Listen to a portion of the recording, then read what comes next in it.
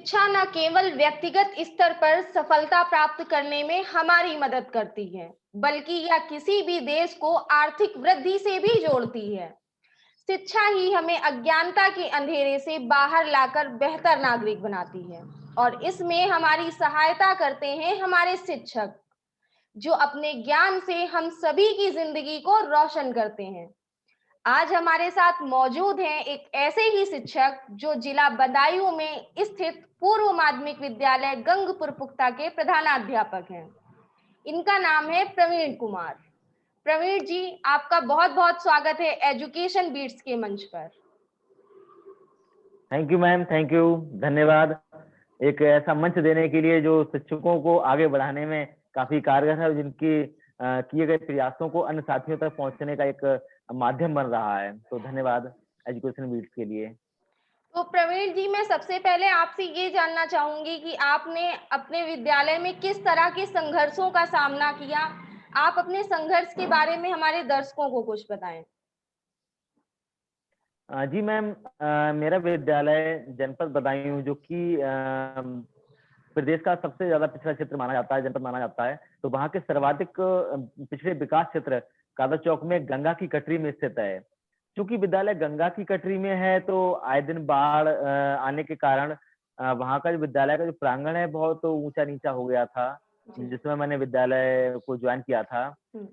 जब विद्यालय पहली बार पहुंचा था तो एक बार की ऐसे मतलब विश्वास नहीं हुआ कि इस तरह के भी विद्यालय हो सकते हैं, क्योंकि इससे पूर्व मैं जिस विद्यालय में था वो उसका परिवेश बहुत अच्छा था। तो स्वतः एक मन में विश्वास ऐसा लगा कि कहीं गलत जगह में फंस गया।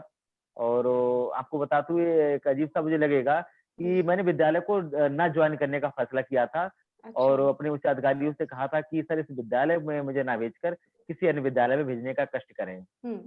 तो सर जो हमारे बीईओ सर हैं श्री प्रवीण शुक्ल जी, तो उनका बहुत सहयोग रहता है हमारे साथ में। तो उन्होंने समझाया कि नहीं प्रवीण, ऐसा करिएगा, आप इस विद्यालय को अच्छा करने का प्रयास करिए और ये विद्यालय भी आपके पूर्ववत विद्यालय जैसा हो जाएगा। तो सर की बात मानकर मैंने इस विद्यालय में जब ज्वाइन किया था तो देखा वहाँ का शैक्षिक परिवेश भी अन्य विद्यालयों से काफी गिरा हुआ था। विद्यालय में जो नामांकन था उसके अपेक्षाकृत बच्चों की उपस्थिति बहुत कम हुआ करती थी।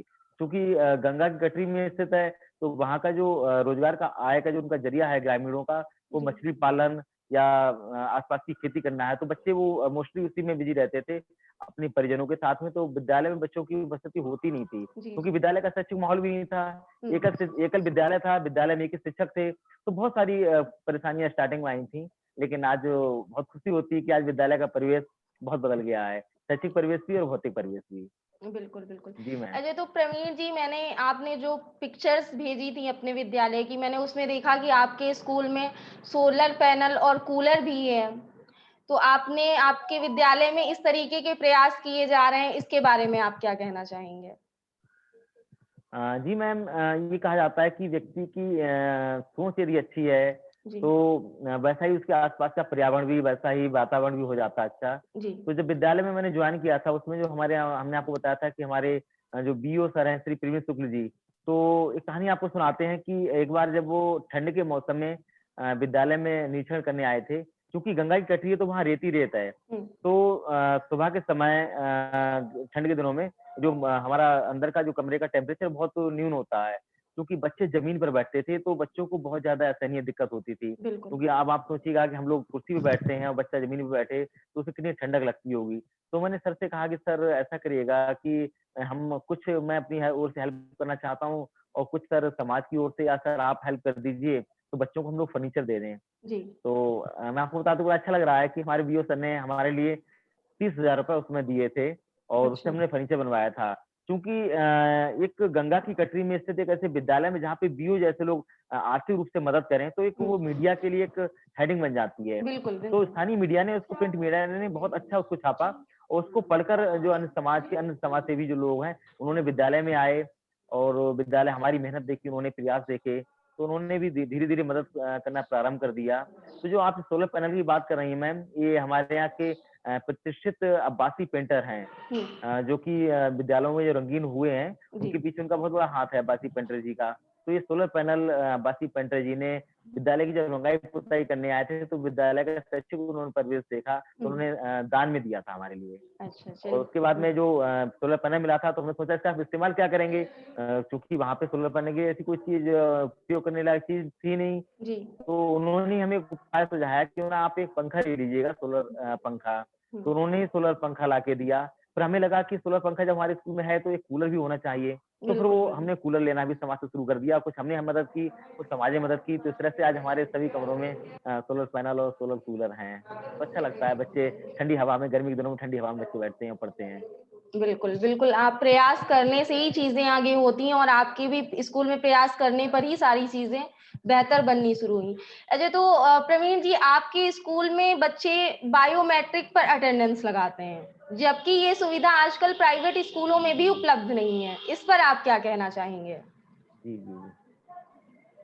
जी मैम, मैम आपको बताएं, जिस समय बीओ सर ने हमें जो फर्नीचर दिया था, हुँ, 30,000 रुपए दिए थे फर्नीचर बनाने के लिए, तो उसके उद्घाटन के लिए हमने अपने बीएसए सर को बुलाया था, श्री जी। प्रेमचंद यादव जी के लिए, तो जो कि तत्कालीन बीएसए सर थे। हुँ, उद्घाटन में जब वो आए थे, तो उन्होंने विद्यालय का परिवेश, बदलता हुआ परिवेश देखा। उससे हुँ, पहले भी उन्होंने देखा था, तो जब आए थे दोबारा से हुँ, विद्यालय में, तो उन्होंने बदलता हुआ भौतिक परिवेश देखा। तो हमने उनसे कहा कि सर, ये हमारे बीओ सर ने हमको इस तरह से मदद दी है, और हमारे भी सर इसमें प्रयास रहते हैं विद्यालय में, ये जो टीएलएम लगा हुआ है हमारे निजी प्रयासों से है। तो बोले कि सर आप क्या चाह रहे हो मुझसे मदद? तो मैंने कहा कि सर, एक अधिकारी के रूप में हम भी चाहेंगे सर, आप भी हमारे विद्यालय में कुछ ऐसी मदद करें, जिससे कि हमारे बच्चों की अटेंडेंस बढ़ जाए, और हुँ, बच्चों का शैक्षिक परिवेश बढ़ जाए, उनका गुणवत्ता है वो ऊपर उठ जाए। तो उन्होंने कहा कि देखिए, गुणवत्ता उठाने के लिए सबसे बड़ी बात है कि बच्चों की उपस्थिति आपके यहाँ होना आवश्यक है। हुँ, उसके बिना आप कितना ही प्रयास कर लें, आपकी गुणवत्ता नहीं बढ़ेगी। हुँ, तो हमने कहा सर, बच्चों की अटेंडेंस तो सर होती रहती है, लेकिन उतनी नहीं होती जितनी होनी चाहिए। तो जी। उन्होंने कहा कि इसके लिए हम आपको एक काम करते हैं, आप बायोमेट्रिक मशीन आप लगवा लीजिए। कंपटीशन रखिएगा कि सबसे पहले जो बच्चा आएगा, हुँ, और जो डेली बच्चा आएगा, उसको अपनी अटेंडेंस उसमें लगाएगा बायोमेट्रिक मशीन में। तो जी, बच्चा जो लास्ट में मंथ में आप जो प्रोग्राम रखते हैं, शत प्रतिशत उपस्थिति वाला, जी, उसमें उन जी। बच्चों को सम्मानित करिएगा जो जिन बच्चों की उपस्थिति सर्वाधिक है। तो हमने हुँ। उसमें सहमति दी। तो हमारी ये जो बायोमेट्रिक मशीन है मैम, ये हमारे पूर्व बीएसए श्री प्रेमचंद यादव जी की देन है। अच्छा, अच्छा। चलिए, जो भी प्रयास हैं बेहतर ही हो रहे हैं और बच्चों के अच्छे के लिए प्रयास हो रहे हैं, तो बहुत अच्छा प्रयास है आपके स्कूल में। तो अच्छा प्रवीण जी, आप भी एक स्टूडेंट रह चुके हैं और अभी आप बच्चों को पढ़ा रहे हैं, वो भी एक स्टूडेंट ही हैं, तो आप पहले के और आज के स्टूडेंट्स में क्या फ़र्क देखते हैं? मैम आवाज़ थोड़ी-सी कट गई अभी मैम। आपने क्या पूछा था अभी? आप एक स्टूडेंट रह चुके हैं, तो आज के और पहले के स्टूडेंट्स में आप क्या फ़र्क देखते हैं? क्या एक बड़ा फ़र्क देखते हैं? देखिए मैम, फ़र्क कोई नहीं है। शिक्षक, ये माना जाता है कि कोई बच्चा यदि शैतान है या नहीं पढ़ पा रहा है, तो बच्चे का दोष नहीं है मैम। हुँ, ये दोष हमारा है, हमारे शिक्षकों का है। हुँ, तो बच्चे तो कल भी वैसे थे जैसे आज हैं, तो उसमें कोई परिवर्तन नहीं हुआ है, बस केवल शिक्षकों में परिवर्तन हुआ है। पहले जो शिक्षक हुआ करते थे, वो आज ही की तरह, बीच में हो सकता है कि कुछ परिवर्तन आया हो, लेकिन आज जो शिक्षक लगे हुए हैं बेसिक शिक्षा को सुधारने के लिए, वैसा ही प्रयास पूर्व में हुआ करता था। तो जी, अब तो खैर माहौल बहुत अच्छा है मैम। बेसिक में पढ़ने वाले बच्चों का भविष्य बहुत उज्ज्वल है, बिल्कुल। मैं ये मानता हूँ। तो प्रवीण जी, जब आप अपने विद्यालय में कुछ बेहतर करने पर आपको सराहा जाता है, आप कुछ अच्छा करते हैं, बच्चों को अच्छा सिखाते हैं, जिसमें उनके अभिभावकों को भी बहुत गर्व महसूस होता है, तब आपको कैसा फ़ील होता है? मैम, वो खुशी के बारे में हम वो इस तरह से बता सकते हैं कि जैसे खेत में उसकी पानी देता है, खाद देता है, फिर वो फसल तैयार होती है, तो लहलहाती फसल को देखकर जो किसान को खुशी मिलती है, वही खुशी हमें मिलती है और हमारे अभिभावकों को मिलती है। क्योंकि हम आपको बताते हुए हर्ष हो रहा है कि हमारे विद्यालय के बच्चे हुँ, जनपद ही नहीं अपितु राष्ट्र स्तर पर अपना एक मुकाम बना चुके हैं। विगत सत्र में मेरे विद्यालय का एक छात्र राष्ट्रीय स्तर पर आयोजित निबंध प्रतियोगिता में चौथे स्थान पर आया था, जो कि जी, मेरे लिए एक बहुत बड़ी उपलब्धि है। और बिल्कुल। उसके अलावा विद्यालय के बच्चे कई बार राज्य स्तर की कंपटीशन में उत्तीर्ण हुए हैं, जैसे कि आपका अर्थहीन पर्यावरण मित्र पुरस्कार बच्चों ने 2 बार लिया है। हुँ, इसके अलावा जो स्काउट गार्ड के बच्चे होते हैं, इसमें राज्य स्तर की एक कंपटीशन होती है, जी। उसमें हमारे विद्यालय के 18 बच्चे चयनित हुए हैं। तो ये इस तरह से जो फसल हमारी लहलहा रही है, तो बहुत खुशी मिलती है हमें। अच्छा, तो प्रवीण जी, जैसा कि आपने बताया कि आपका स्कूल बच्चे पहले नहीं थे, स्थिति काफ़ी जो है ज़्यादा खराब थी, बच्चों का नामांकन भी इतना नहीं था। तो आपने बच्चों के नामांकन को बढ़ाने के लिए किस तरीके से बच्चों को मोटिवेट किया? और एक थोड़ा-सा होता है ग्रामीण परिवेश के जो पेरेंट्स होते हैं, वो अपने बच्चों की शिक्षा के लिए उतने ज़्यादा सजग और सतर्क नहीं होते हैं, जितना कि उन्हें होना चाहिए। तो आपने उनको कैसे, उनके पेरेंट्स को और उन बच्चों को किस तरह से मोटिवेट किया कि उन्हें रोज स्कूल भेजा जाए या बच्चे रोज स्कूल आएँ? देखिए मैम इस बारे में मेरा एक मानना ये है कि प्रत्येक अभिभावक चाहता है कि उसका बच्चा शिक्षित हो, बिल्कुल। साक्षर ना हो शिक्षित हो, क्योंकि साक्षर में शिक्षित में बहुत बड़ा परिवर्तन है। हुँ, यही कारण है कि आपने देखा होगा कि ग्रामीण क्षेत्रों में कॉन्वेंट स्कूल खुलते जा रहे हैं और वहां पर बच्चों का नामांकन लगातार बढ़ता जा रहा है, बिल्कुल। क्योंकि अभिभावक भी जागरूक हैं, चाहते हैं उनके बच्चे पढ़ें। लेकिन बात ये है कि जब पीछे जब शिक्षकों की संख्या कम थी विद्यालयों में, एकल विद्यालय हुआ करते थे या 2 शिक्षक विद्यालय में हुआ करते थे, तो उस समय जो विभागीय कार्य हैं बहुत सारे होते हैं मैम, तो वहाँ पे एक शिक्षक उसी में लगा रहता था। हुँ, तो ऐसे में क्या हुआ कि जो बच्चा विद्यालय आया पढ़ने के लिए, उस बच्चे को कुछ प्राप्त नहीं हुआ, तो उसका विद्यालय के प्रति अरुचि हो जाती है। वो विद्यालय आना नहीं चाहता है। उसे लगता बिल्कुल। है कि नहीं विद्यालय गए तो भी कोई फ़र्क नहीं पड़ा, क्योंकि सर ने पढ़ाया ही नहीं। हुँ, तो ये जो चीज़ थी इसको मैंने दूर करने का प्रयास किया। मैंने सोचा कि जो बच्चे विद्यालय में आ रहे हैं, 5 बच्चे भी यदि विद्यालय में उपस्थित हैं, तो हम 5 बच्चों को पढ़ाएँगे। क्योंकि हो सकता है कि हम अगर यदि ये ध्यान दें कि आज 5 बच्चे आए हैं, कल 15 बच्चे आ सकते हैं, तो हम आज ना पढ़ाएँ, कल पढ़ाएँ। तो हो बिल्कुल, सकता है कि वो 5 बच्चे अगले दिन ना आएँ। तो मेरा बिल्कुल। उद्देश्य ये रहा था, मैंने अपने जो साथी शिक्षक हैं उनसे भी कहा था कि ऐसा करिएगा जो बच्चे विद्यालय आ रहे हैं, 5 आ रहे हैं, 6 आ रहे हैं, इनको हम लोग पढ़ाते हैं। हुँ, वही हुआ हमने उससे कार्य किया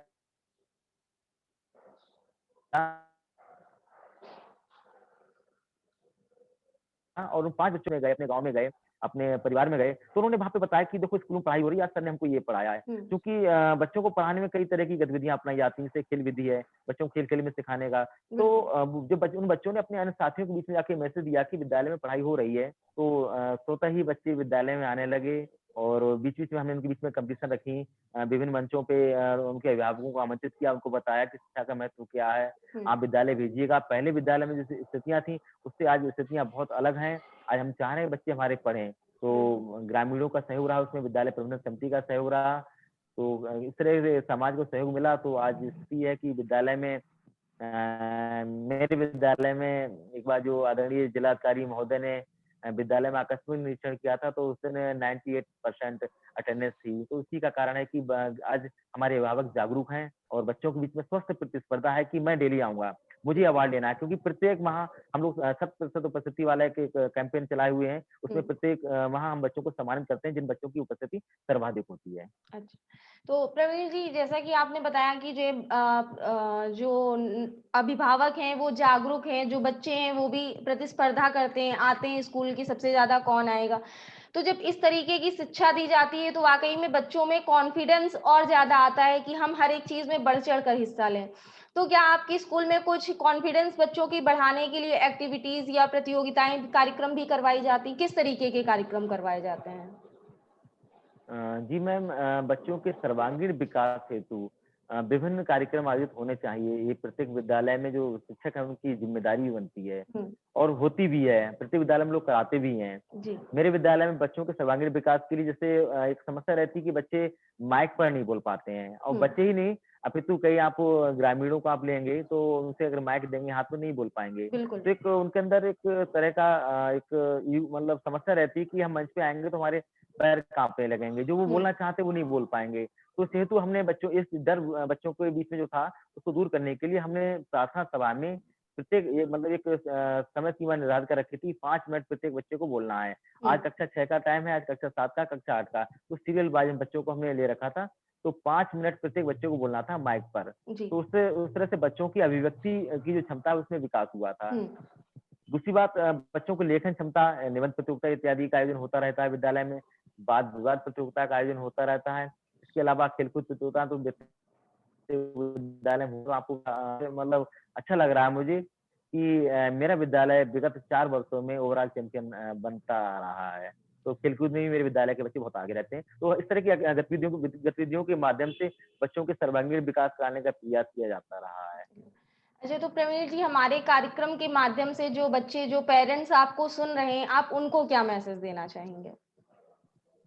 उनको मैसेज यही देना चाहेंगे कि पहले और आज में बहुत परिवर्तन हो गया है। जी, हमारे महानिदेशक महोदय जी ने जो मिशन प्रेरणा की और माननीय योगी जी ने मुख्यमंत्री जी ने जो पहल की है, तो आपको बहुत सारे परिवर्तन देखने को मिलेंगे। जी, अभी 1 तारीख में हम विद्यालय खुलने जा रहे हैं छोटे बच्चों के लिए, तो विद्यालयों को कायाकल्प अभियान के द्वारा हुँ, अ, इतना अच्छी तरह से बनाया गया है, सजाया-सँवारा गया है कि जी, कॉन्वेंट विद्यालय भी उनके आगे टिकते नहीं हैं। बिल्कुल। उसी तरह से शिक्षकों के बीच में भी विभिन्न ट्रेनिंग अभी आयोजित की गई थी, बच्चों को किस तरह से पढ़ाना है। तो हुँ, एक तरह से जो हमारा कोरोना पीरियड जो था, बीच में लॉकडाउन रहा था, तो उसमें शिक्षा विभाग ने बहुत मेहनत की है।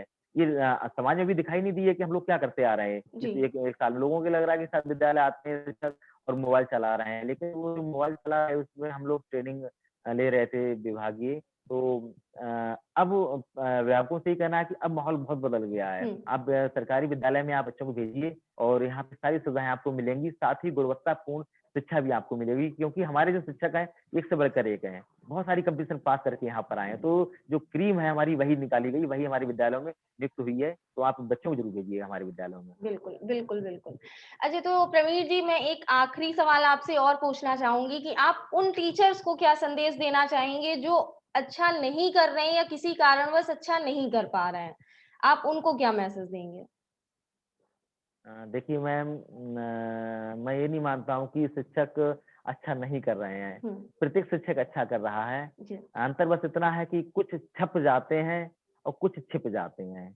छपने का मतलब मीडिया ने उनको हाइलाइट कर दिया हुँ, और छिपने का मतलब मैम ये कि वो कहीं उनको उनके बारे में जो उनके प्रयास हैं उनके बारे में लोगों को पता नहीं चला है। तो शिक्षक सभी अच्छे होते हैं और जो जिनके बारे में माना जाता है कि शिक्षक अच्छे नहीं है मैम उनके अंदर ही बहुत बड़ी क्वालिटी है। बस हमको वो मौका देने का एक अवसर प्रदान करना चाहिए। सभी शिक्षक बहुत अच्छे नहीं, हैं। बिल्कुल, बिल्कुल आपने सही कहा, मीडिया का इसमें योगदान होता है, लेकिन अगर आप देखें तो मीडिया चौथा स्तंभ है।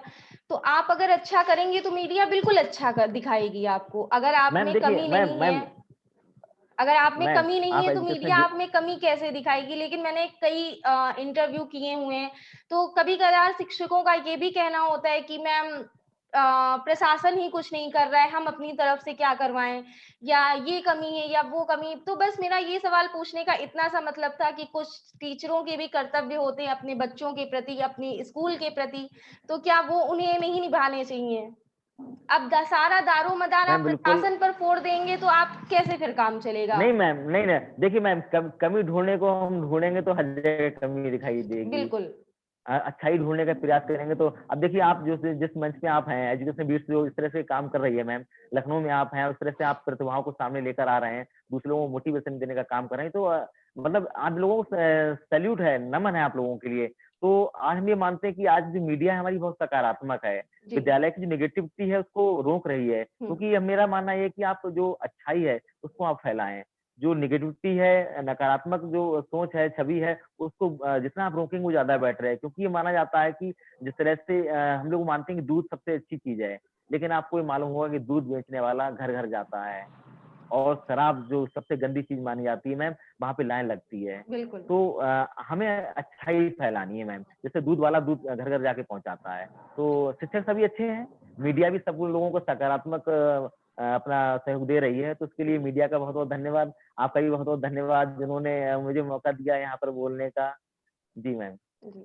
तो चलिए प्रवीण जी, आपका बहुत-बहुत धन्यवाद हमारे साथ जुड़ने के लिए। आप थैंक यू। लगातार ऐसे ही थैंक यू बेहतर मैम। काम करते रहें और बच्चों के भविष्य को सँवारते रहें। एजुकेशन बीट्स हमेशा आपके जी, साथ है। खैर, हम आपसे थैंक यू फिर मैम, थैंक यू। मिलेंगे शिक्षा के कर्मवीर की अगली कड़ी में किसी नई शख्सियत के साथ। तब तक के लिए जुड़े रहिए एजुकेशन बीट्स के साथ। नमस्कार।